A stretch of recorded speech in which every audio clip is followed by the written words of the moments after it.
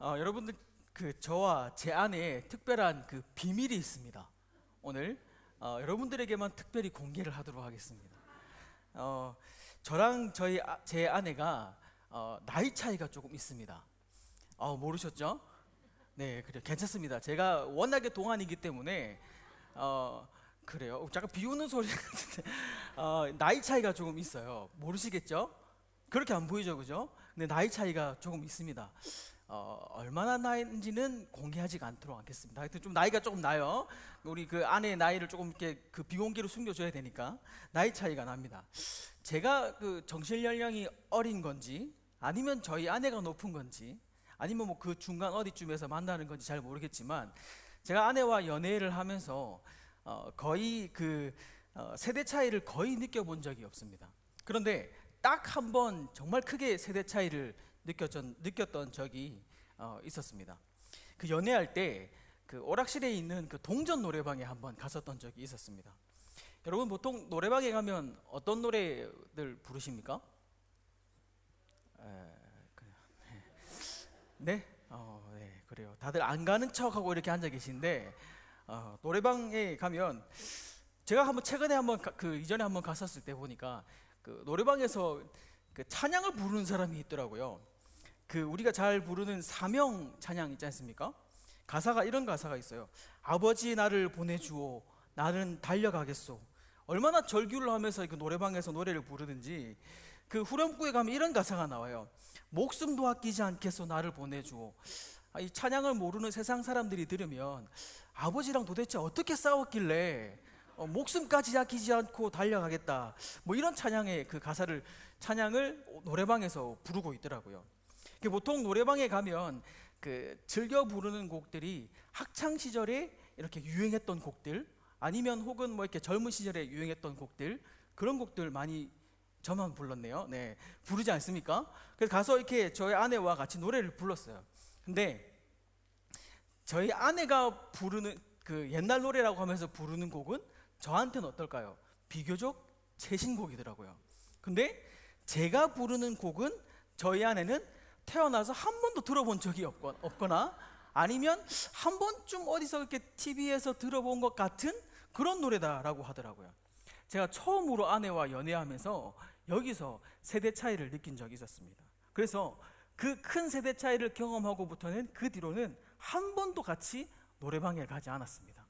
더 이상 이제 세대 차이가 느끼면 안 되겠다, 그리고 잘못하면 헤어지겠다라는 생각이 들어서 연애할 때 한 번도 그 뒤로는 노래방에 간 적이 없었습니다.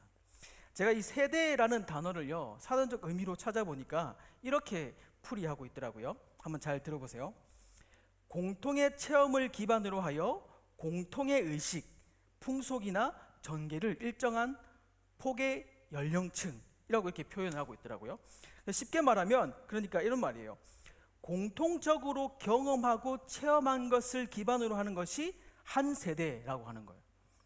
그러니까 반대로 공통적인 경험과 체험이 없으면 그때부터는 이 세대 차이가 느끼게 되는 것이죠. 그런데 문제는 신앙에도 이런 세대 차이가 생긴다는 것이 문제입니다. 세상 속에서 살아갈 때는 이 시대적 차이 때문에 어쩔 수 없이 세대 차이가 발생할 수밖에 없습니다. 하지만 이 신앙에 있어서, 믿음에 있어서만큼은 세대 차이가 존재해서는 안 됩니다. 믿음에 있어서 세대 차이가 난다는 것은 무엇일까요? 부모의 세대가 경험하고 체험한 하나님을 이 자녀의 세대가 경험하지 못할 때 신앙의 세대 차이가 일어나게 된다는 것입니다. 여러분, 교회 학교 자녀들을 흔히 차세대 혹은 다음 세대라고 부릅니다. 또 어떤 교회에서는 지금 세대라고 부르기도 하더라고요.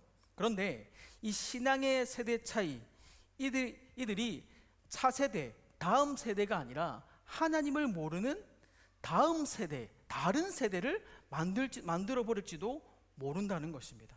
결국 부모가 경험한 신앙의 공통적인 체험이 우리 자녀들에게 없으면 다음 세대가 다른 세대가 되어버리고 만다는 것입니다.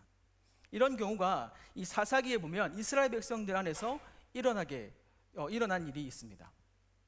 사사기 2장 10절 말씀에 보면 이렇게 기록하고 있는데요. 우리 한 목소리로 함께 읽어보도록 하겠습니다. 시작.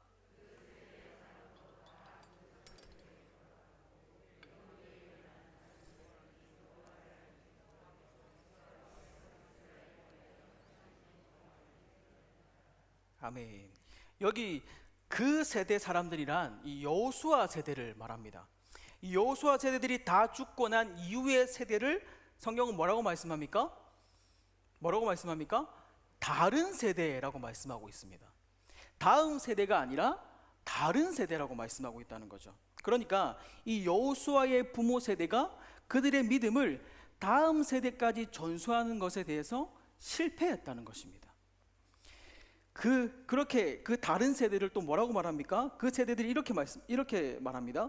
여호와를 알지 못하며, 또 보면 여호와께서 이스라엘을 위해서 행하신 일도 알지 못하더라, 이렇게 말씀합니다. 여러분, 이것이 얼마나 가슴 치며 통탄한 일입니까? 이스라엘이 여러분 어떤 민족입니까? 하나님을 빼놓고는 말할 수 없는 민족이 이스라엘 민족입니다. 그런데 이 이스라엘 백성을 출애굽시켜 주신 분이 누구십니까? 하나님입니다. 홍해를 가르시고 반석에서 물을 내시고 만나와 메추라기로 그들을 먹이시고 구름 기둥과 불 기둥으로 인도하시고 거기서 초롱성과 같은 여리고성을 무너뜨린 분이 하나님이십니다. 이스라엘은 시작부터 이 여호수아 지금 이 세대까지 온통 하나님의 역사입니다. 그런데 이 여호수아의 부모의 세대로부터 이 믿음의 대가 끊어지고 다음 세대가 아니라 다른 세대가 되었다는 것입니다. 그런 그들의 후세들이 여호와를 알지 못하고 여호와께서 이스라엘에게 행한 일도 알지 못했다라고 말씀합니다.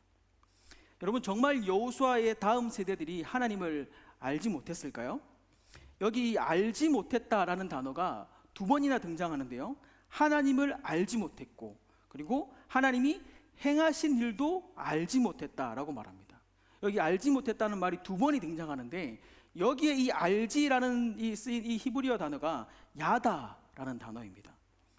이 야다라는 단어는 내가 상대방과 오랜 시간과 경험을 통해서 깊은 관계일 때 이 야다, 안다라는 단어를 사용합니다.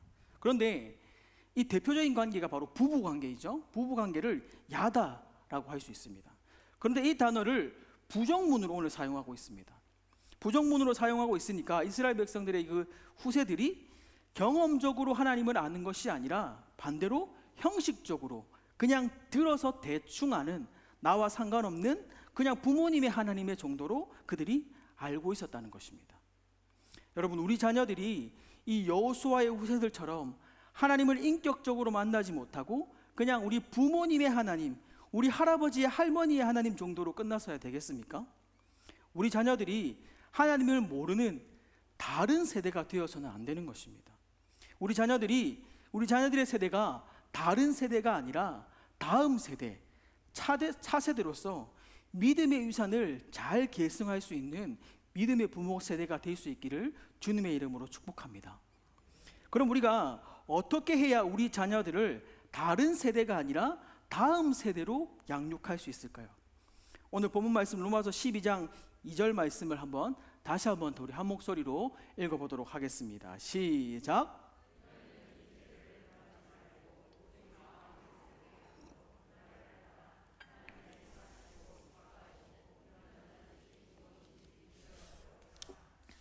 아멘. 첫 번째는 본받을 것을 본받아야 합니다. 한번 따라해 볼까요? 본받을 것을 본받자. 네. 너희는 이 세대를 본받지 말라라고 말씀합니다. 여기서 이 세대는 세상 사람들을 말씀합니다. 세상 사람들은 하나님의 통치를 받지 않기 때문에 그렇습니다. 물론 궁극적으로는 하나님께서 온 세계를 통치하고 계시지만 하나님의 통치를 받지 않고 자기의 소견에 옳은 대로 살아가는 사람들이 이 세상 사람들이기 때문에 성경은 그들을 본받지 말라라고 말씀하고 있는 것입니다.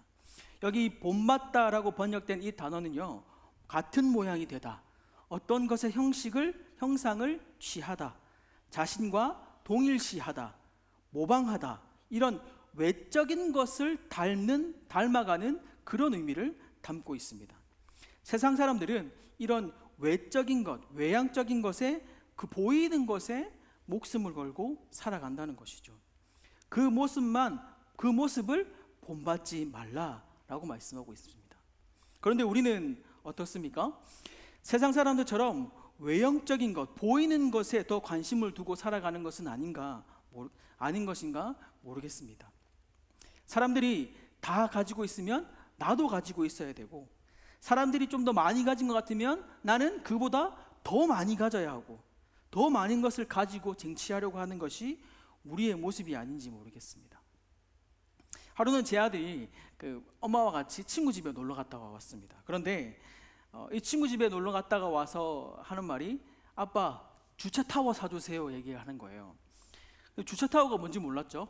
검색을 해보니까 그 주차 타워의 모양으로 생긴 그 장난감이 있더라고요. 네이버에 검색을 해보니까 이 장난감이 뭐 7만 원에서 8만 원 정도 하더라고요. 근데 거기다가 뭐 이렇게 뭐 연결하는 거 좀 더 붙이고 이렇게 하면 거의 10만 원 가까이가 되더라고요. 그래서 혹시나 하는 마음에 당근마켓에 검색해봤습니다. 우리 성도님들 당근마켓 아시나요? 네, 잘 이용하고 계신가 보네. 혹시 잘 팔고 계신가요? 혹시나 조심하셔야 됩니다. 우리 성도들끼리 이렇게 잘못하면 만날 수 있으니까. 네. 당근마켓에 제가 검색을 했더니 이 장난감 주차 타워가 있는 거예요. 너무나 감사하게도 시중에서 막 7, 8만 원 하는데 이렇게 전혀 하자도 없고 깨끗한 게 한 2만 원 정도에 올라와 있는 거예요. 그래서 제가 얼른 이 다른 사람이 사갈까 싶어가지고 재빨리 이제 연락을 해서 이제 가지러 갔습니다. 그런데 작년 한 이맘때쯤이었기 때문에 그 장마 시즌이었어요. 비가 엄청나게 많이 오는 상황이었음에도 불구하고 아들이 사달라고 하니까 이제 또 2만 원에 득템할 수 있는 저류의 기 아니겠습니까? 제가 가지러 갔죠. 갔더니 그 주인 아주머니께서 그 장마 비가 많이 오는데도 왔다고, 수고했다고, 자기 아들이 이제 커서 자동차 안 갖고 논다고 4대리의 자동차를 더 끼워주는 거예요. 그래서 할렐루야 하면서 감사합니다 하고 이제 또 이렇게 기분 좋게 받아서 나왔습니다. 그런데 그 비가 많이 오는 날이었다고 제가 말씀드렸죠. 한 손에는 우산을 들고 한 손에는 그 장난감을 들고 이렇게 왔습니다. 이 장난감이 이 높이가 한 100cm 정도 됩니다. 폭이 한 60cm 되고요. 그거를 들고 한 손에는 우산을 들고 갔다고 한번 생각해 보십시오. 비 오는 날 장마니까 비가 엄청나게 많이 왔습니다. 그 비 사이를 뚫고 집에 가가지고 아들에게 딱 주었습니다. 줬더니 너무나 고맙게 아빠 최고 막 이렇게 하면서 막 이렇게 가지고 놀더라고요. 그런데 문제는 그날 하루 딱 가지고 놀고 그 다음부터는 가지고 놀지 않더라고요. 1년이 지난 지금 이제서야 조금씩 이제 가지고 놀기 시작했어요. 여러분, 제가 보니까 제 아들이 진짜 그 장난감 주차 타워를 가지고 싶어서 가지고 사달라고 했을까요? 제가 볼 때는 내가 없는 거, 나는 안 가지고 있고 그 친구 집에 가니까 그 친구 집에는 그 주차 타워 장난감이 있었던 거예요. 그래서 그 친구가 가지고 있기 때문에 나도 가지고 싶다 하는 그런 마음이 들었던 것 같습니다. 여러분, 아이와 어린이나 똑같습니다. 사람들이 가지고 있으면 나도 가지고 싶어 하고, 사람들이 더 많이 가지고 있으면, 나보다 더 많이 가지고 있으면 나는 그보다 더 많이 가지고 싶어 하는 것이 우리의 모습입니다. 심지어 많은 것을 가지고 누리는 사람들 보고 우리는 뭐라고 말합니까? 복 받았다 라고 말합니다. 그리고 우리 자녀들에게도 그렇게 되기를 바라고 그렇게 가르치는 것이 우리의 모습인 것 같습니다. 그런데 성경은 어디에도 그런 사람이 복 받았다라고 말씀하고 있지 않습니다. 오히려 성경은 세상 사람들과 전혀 다른 기준으로 복을 제시합니다. 우리 시편 73편 28절 말씀인데요, 한 목소리로 함께 읽어보도록 하겠습니다. 시작. 하나님께 가까이함이 내게 복이라. 내 주 여호와를 나의 피난처로 삼아 주의 모든 행적을 전파하리이다. 아멘. 성경은 분명하게 말씀합니다. 하나님을 가까이 하는 것이 복이다. 세상을 본받는 삶이 아니라 세상을 등지고 하나님과 가까이 하는 삶, 하나님과 친밀함을 유지하는 것, 이것이 복이라는 것입니다. 여러분, 제가 전하교회 부임하면서 여러 가지 감사하는 것들이 있었지만 그 중에 한 가지가 있는데요, 그 중에 하나가 저희 집의 아들을 선교원에 보내는 것입니다. 제가 이전에 살던 동네에는 성교원을 보내고 싶어도 성교원이 없어서 못 보냈어요. 그런데 여기 이사 와가지고는 이 가까이 근처에 성교원이 있어서 성교원을 보내고 있습니다.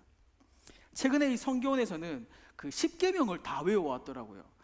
지금 저희 아들이 5살인데 10계명을 다 외웁니다. 제가 그 모습을 보면서 나는 5살 때 뭐 했지? 그런 생각이 들더라고요. 또 최근에는 이렇게 찬양 하나를 배워와가지고 계속 그 찬양만 부릅니다. 그 찬양이 뭐냐면 여러분도 다 아실 거예요. 가라 가라 세상을 향해. 아시죠? 모르시나요? 아시죠? 그죠? 이 찬양을 계속 불러요. 계속 가라 가라 세상을 향해. 놀면서도 계속 가라 가라 세상을 향해 계속 이렇게 계속 부르는 거예요. 제가 가라 가라 들으니까 제가 진짜 어딘가를 가야 될 것 같은 그런 상황이에요. 지금 계속 이 찬양을 부르더라고요. 여러분, 이 찬양이요 86년도에 나온 찬양입니다. 제가 어릴 때 선교원에 다니면서도 불렀던 찬양이 이 찬양이에요. 아버지가 어릴 적에 불렀던 그 찬양을 내 아이와 함께 부를 수 있으니까 얼마나 너무나 좋습니까? 신앙의 세대 차이가 전혀 생기지 않는 것이죠. 아버지가 부르는 찬양 아이도 부르고, 아버지가 아는 하나님 아이도 하나님을 믿고 있다는 것이죠. 여러분, 우리 자녀들이 세상의 것을 복으로 여기지 않고 하나님을 가까이 하는 것이 복임을 이 부모의 세대가 삶으로 보여주고 먼저 깨우쳐 줘야 할 줄 믿습니다. 두 번째로, 우리 자녀가 다른 세대가 아니라 다음 세대가 되려면 어떻게 해야 할까요? 우리 다시 한 번 더 로마서 12장 2절 말씀 한 목소리로 읽어보도록 하겠습니다. 시작.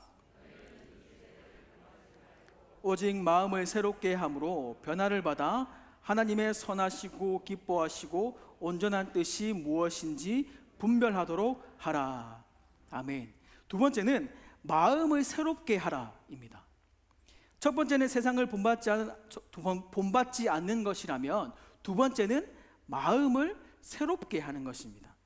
여러분, 생각은 마음에서 비롯되는 것입니다. 그래서 어떤 마음을 먹느냐에 따라서 생각하게 되고 행동하게 됩니다. 그래서 성경은 마음을 새롭게 하라라고 말씀하고 있습니다. 특별히 여기 새롭게라고 번역된 이 단어는 갱신하다라는 의미도 함께 가지고 있습니다.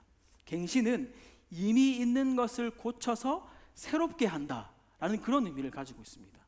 영어 성경에 보니까 리뉴얼이라고 번역했더라고요. 여러분, 무슨 말입니까? 너희의 생각과 마음을 완전히 뜯어 고쳐라 라는 말씀입니다. 추운 겨울이 지나고 꽁꽁 얼어붙었던 그 땅이 녹고 파종할 시기가 되면 농부들이 그 밭에 가서 가장 먼저 하는 것이 있습니다. 무엇인지 아십니까? 밭을 기경하는 일입니다. 묵어있던 땅을 갈아엎는 것이죠. 다른 새로운 밭을 찾는 것이 아니라 그 밭을 기경하고 갈아엎는 것입니다. 마찬가지로 마음을 새롭게 하는 것은 세상이 말하는 그 외형적인 것에, 보이는 것에 우리가 관심을 가진 그 우리의 마음은, 꽁꽁 얼어붙었던 우리의 마음을 기경하는 것입니다. 무엇으로 우리의 마음을 기경하겠습니까? 무엇으로 우리의 마음을 새롭게 하겠습니까? 그 해답이 고린도후서 5장 17절 말씀에 나와 있습니다. 우리 함께 한 목소리로 읽어보도록 하겠습니다. 시작. 새로운 피조물이라 이전 것은 지나갔으니 보라 새 것이 되었도다. 아멘. 죄로 가득한 인생을 새롭게 하는 길은 오직 예수 그리스도 한 분밖에 없는 것입니다. 내일부터 있을 우리 초등부와 또 소년부 성경학교를 통해서 우리를 새롭게 하실 그 예수 그리스도를 인격적으로 만나는 귀한 시간이 될 줄 믿습니다. 여러분, 한글 성경에, 오늘 한글 성경에 생략된 부분이 있는데요, 우리 한글 성경에는 마음을 새롭게 함으로 변화를 받아 이렇게 번역하고 있는데, 원문에 보면 마음을 새롭게 함으로 계속해서 변화를 받으라 이렇게 표현하고 있습니다. 그러니까 계속해서라는 단어가 오늘 한글 성경에는 생략되어 있습니다. 우리의 마음을 한 번 기경하고 끝나는 것이 아니라 계속해서 변화를 받아야 한다는 것이죠. 밭은 한 번 기경했다고 해서 끝나는 것이 아닙니다. 지속적으로 관리하지 않으면 그 땅은 몹쓸 땅이 되어버리고 마는 것이죠. 우리의 마음도 마찬가지입니다. 한 번으로 끝나는 것이 아니라 끊임없이 날마다 지속적으로 우리의 마음을 갱신해야 합니다. 그래서 사도 바울은 고린도후서 15장 31절 말씀에서 이렇게 기록합니다. 함께 읽어보도록 하겠습니다. 우리 고린도후서 15장 31절 말씀 제가 읽어드릴게요. 형제들아, 내가 그리스도 예수 우리 주 안에서 가진 바 너희에게 대한 나의 자랑을 두고 단언하노니 나는 날마다 죽노라. 아멘. 사도 바울은 날마다 죽노라 라고 고백합니다. 여러분, 날마다 죽는다는 것은 하루에도 수십 번 악한 마음을 품는 우리의 마음을 예수 그리스도 앞에 굴복시키는 것입니다. 그런데 재밌는 사실은 이 마음을 새롭게 함으로 변화를 받아라는 여기에 이 변화를 받아라는 단어가 명령형 수동태로 쓰였다는 사실입니다. 이 수동태라는 것은 어떤 행위를 일방적으로 당하는 것, 이것이 이 명령형 수동태입니다. 그렇게 우리가 세상을 본받지 않고자 우리의 마음을 변화받기 위해서 끊임없이 몸부림치지만 결국 우리의 마음을 새롭게 하고 변화시키는 것은 성령 하나님의 강권적인 역사하심이 있어야 한다는 것입니다. 그렇기 때문에 한편으로 우리는 우리의 의지를 다해서 노력하지만 그보다 더 중요한 것은 하나님 앞에 나의 나약함과 나의 연약함을 인정하고 하나님 앞에 은혜를 구해야 하는 것입니다. 여러분, 그래서 우리 자녀들을 위해서 기도해 주셔야 합니다. 하나님, 우리 자녀를 만나 주시옵소서. 하나님, 우리 자녀를 긍휼히 여겨 주시옵소서. 세상을 본받는 자들이 아니라 성령으로 변화되어서 다음 세대를 이끌어가는 믿음의 주역이 되게 하여 주시옵소서. 여러분, 이렇게 함께 기도해 주셔야 합니다. 기도할 수 있는 우리 성도 여러분이 되기를 주님의 이름으로 소망합니다. 여러분들의 기도를 통해서 우리 다음 세대가 하나님을 만나고 변화될 줄을 믿습니다. 사실 최근에 이 확진자가 갑자기 증가하면서 이 동구 지역에 증가하면서 성령학교를 준비하는 데 많은 어려움이 있었습니다. 그런데 우리 초등부, 소년부 교사들 중에 아무도 못하겠다, 하지 말자, 이렇게 부정적으로 말하는 교사가 아무도 없었습니다. 전도사님, 어떻게 할까요? 어떻게 하면 잘할 수 있을까요?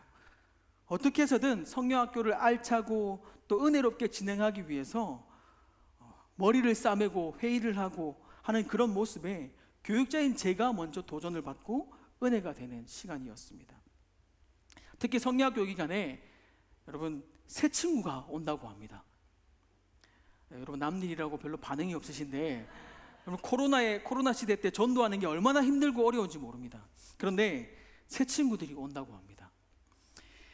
코로나 시대 때 전도하는 것이 얼마나 어렵습니까? 그런데 새 친구들이 온다는 소식에 저는 하나님께서 우리 선생님들의 헌신과 수고를 보시고 그 영혼을 보내주신 것으로 믿습니다.